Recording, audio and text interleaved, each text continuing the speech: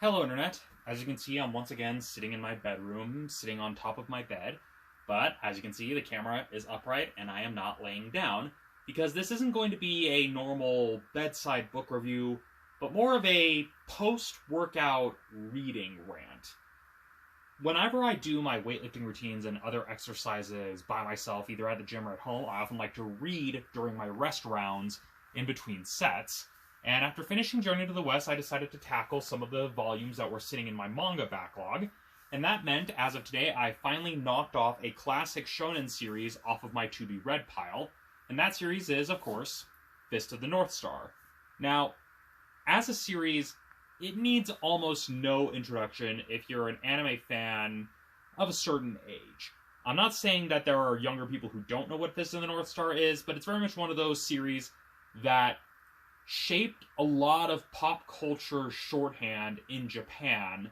I mean, the best way to look at it is that this was essentially Dragon Ball before Dragon Ball, although granted, you could probably argue that Kinnikuman was Dragon Ball before Dragon Ball. But point being, this was before the advent of Dragon Ball, and even arguably before the advent of JoJo's Bizarre Adventure. Fist of the North Star was kind of the big shonen series du jour back in its heyday. And it was only until within the past couple of years that we finally started getting the full translation, officially, of Fist of the North Star. Back in the early 2000s, there was an imprint called Rajman Comics that tried distributing the series, even in full color, but then that company went under. They also had tried doing a distribution of City Hunter and also went under, so take that knowledge for what it's worth. Now, this isn't going to be a full-on, in-depth review of my thoughts on Fist of the North Star, but more just my thoughts having just barely finished the final volume, Volume 18, of the series.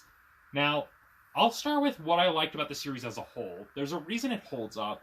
It's got pretty good action, pretty strong artwork, even though it's a bit dated. It's very much so 80s it hurts. You can immediately tell what movies from the 80s were very much the major influences as the series wears on, like right down to basically being able to tell what 80s Hollywood films were in vogue when Tetsuo Hara, the artist, was drawing and designing certain characters. And so, again, the artwork holds up pretty well. There's a moderately good understanding of anatomy, although it does take the liberties in a few places with its exaggeration. But it still holds up pretty well for the most part. I do have to add the caveat that with these deluxe edition tankobon, Tetsuo Hara did state that he went back through and revised some of the artwork, which, by his own admission, he said, like, yeah, towards the end of the series, I was starting to get kind of burnt out, and it really showed. So when they started doing these deluxe edition versions, he and his assistants went through and fixed a majority of the artwork for the later arcs. And speaking of the later arcs, that's definitely probably where you run into one of the series' low points.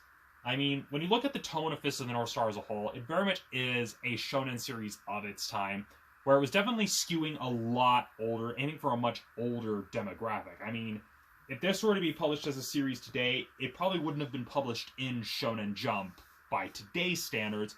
It probably would have been published in one of Shueisha's seinen magazines. For those of you who don't know, seinen is essentially the manga magazines that are geared specifically towards adults. And those tend to come out less frequently, depending on the publisher, and depending on a lot of other factors. That's why Steel Ball Run is still one of the longest-running JoJo parts. And so, when it comes to the overall tone and the overall story, yeah, it's a bit dated, it's a bit formulaic, but there's a reason it holds up really well.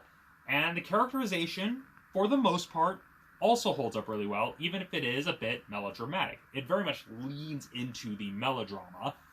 And for the most part, the earlier parts of the story are entertaining and easy to follow. You have Kenshiro's arc, where he's trying to get revenge on Shin for kidnapping Yuria. Then after that, you have the drama regarding the successorship of Hokuto Shinken, leading to Kenshiro's battle with characters like Jagi, him tracking down Toki, and then later his big climactic battle against Rao. It's after that point, though, where the series kind of starts to go downhill for me.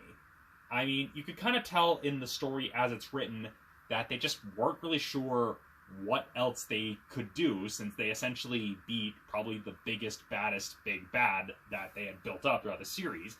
And this shows, especially when you look at some of the arcs like the Land of the Asuras arc, where they keep continually referencing to Rao and his influence on the world around him, and even adding more and more details to the character of Rao after he has already been written out of the story. And so there were some highlights at the very least where we get some extra details and tidbits regarding Kenshiro's family history and his backstory. But again, after the defeat of Rao, that's where things really flounder a little bit. Now, The Land of the Asuras had some stuff about the arc that I liked, and the section of the story where Kenshiro is training, well, not really training, but traveling with Rao's son, Ryu, that had some potential that then got kind of quickly abandoned. But the final arc of Fist of the North Star, it's not that great. It really isn't. It very much feels like something that was mandated by an editor to give some last-minute drama. Now, granted, it does manage to subvert a potentially problematic trope that has kind of become a bit of an issue in the anime industry as of late, especially when you look at the works of a certain mangaka who shall remain nameless, but as someone who is still getting work, despite being, a convicted criminal who was buying certain materials at such a volume that the police department literally thought he was selling it. I won't elaborate much further than that. You can probably read between the lines and know exactly who I am talking about. And that's one thing that I found kind of interesting, is that when it comes to relationships with problematic age gaps, to Fist of the North Star's credit, it manages to sidestep that pretty well, which was kind of what made the final arc of the story so frustrating for me, because it felt like it had undone a lot of that work and then changed its mind at the last minute. It was a very, very frustrating way to end the series. Now, granted, it at least found a way to work itself out of that potentially problematic issue, but it was definitely frustrating. But you could definitely tell that by that point that you get to the final arc that is in the majority of Volume 18 and like the tail end of Volume 17, when you finally kind of realize, okay, this is the point where the series has fully run out of steam and they just want this to be done. And it ends kind of on that open-ended note that kind of works for something that is very much about a post-apocalyptic setting with a character who basically wanders from place to place to place, dispensing justice. So that is kind of my unhinged, unfocused rant about my thoughts on Fist of the North Star, having just finished the manga. I didn't want to go into too much detail because I do want to kind of revisit this and give it a more thorough analysis, if there's enough demand for it. That just means having to go through and scanning all 18 volumes of the manga in order to really, truly discuss it. But yeah, those are my thoughts, having now finished Fists of the North Star.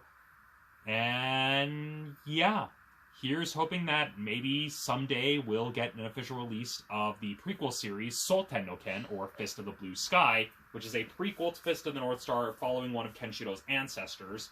I know the anime got some distribution for a very limited period of time, but here's hoping we'll eventually get the manga, and maybe some other classic shonen might make their way here. Well, I know there's one series that, although I would love to see it make its way here, it probably won't because of a certain wrestler. But yeah, those are my weird, unfocused thoughts. Hopefully they were somewhat coherent, and even if they weren't, it helped me get these thoughts out of my head. If you've finished the entirety of Fist of the North Star, did you kind of notice the same things I did regarding how things kind of fell off towards the end? Do you have your own thoughts and opinions? Do you think the new anime series is gonna actually do things justice, or is it gonna be another train wreck like Berserk 2016? Tell me in the comments below, and I will see you all next time.